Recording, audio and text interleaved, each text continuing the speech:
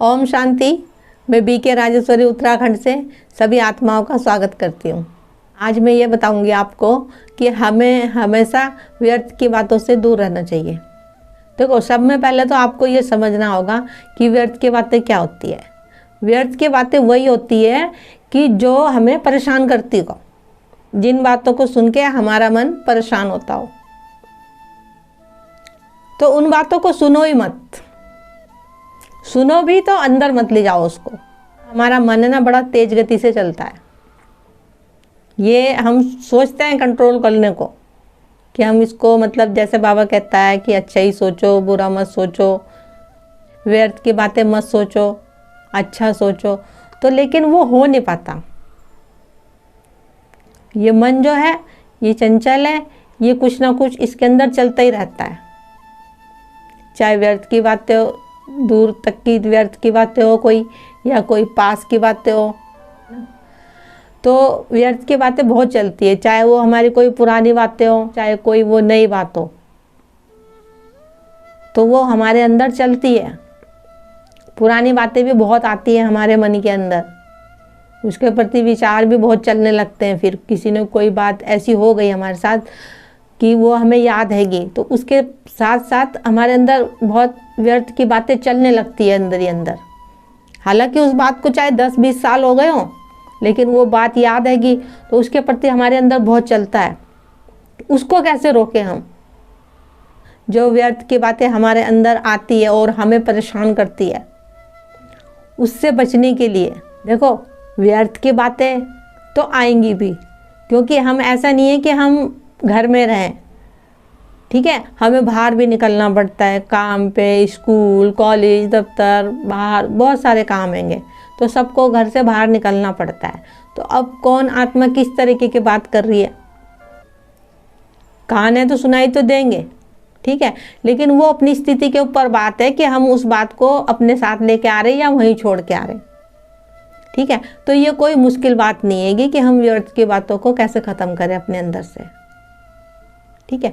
लेकिन इसके लिए आपको बाबा का ज्ञान लेना पड़ेगा और योग करना पड़ेगा एकाग्र होके, और बाबा की मुरली का चिंतन।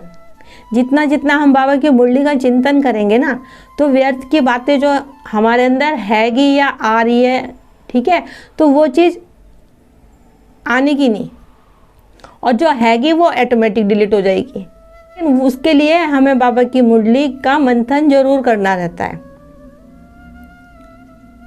और हमेशा बाबा को अपने साथ रखो अपनी बुद्धि में। अब बुद्धि में तो जब ही रहेगा ना बाबा, जब हम मुरली सुनेंगे बाबा की। अब मुरली नहीं सुनेंगे, बाबा को बुद्धि में रख रखा, तो व्यर्थ की बातें आएंगी। और जब बाबा भी बुद्धि में रहेगा और बाबा की ज्ञान भी बुद्धि में रहेगा, तो वो व्यर्थ की बातें आने की नहीं। तो इसलिए कहते हैं बाबा को भी साथ रखो अपने, और बाबा के ज्ञान को भी अपनी बुद्धि में रखो, तो व्यर्थ की बातें आने की नहीं, और जो हैगी अपने अंदर वो एकदम डिलीट हो जाएगी। लेकिन उसके लिए थोड़ा सा धैर्य रखना पड़ता है, और एकाग्र होके योग करो बाबा का,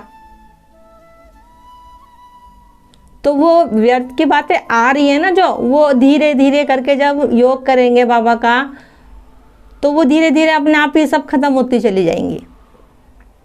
अब देखो, एक होती है अच्छी बातें, एक होती है व्यर्थ की बातें। तो हमें अच्छी बातें लेनी है कि, तो अच्छी बातें हमें अच्छे लोगों से ही मिलेगी, और बुरों का संग रखेंगे तो व्यर्थ की बातें ही चलेंगी। तो इसलिए अच्छे लोगों का संग रखना है, ठीक है। अब जैसे बहुत से बच्चे कहते हैं कि व्यर्थ की बातें, हम सोचते हैं कि हम सोचे ना, लेकिन फिर भी व्यर्थ की बातें अंदर बहुत चलती है। तो अगर आप ज्ञान में चल रहे हो, तो इसका मतलब है फिर आपको बाबा पे नीचे नहीं है,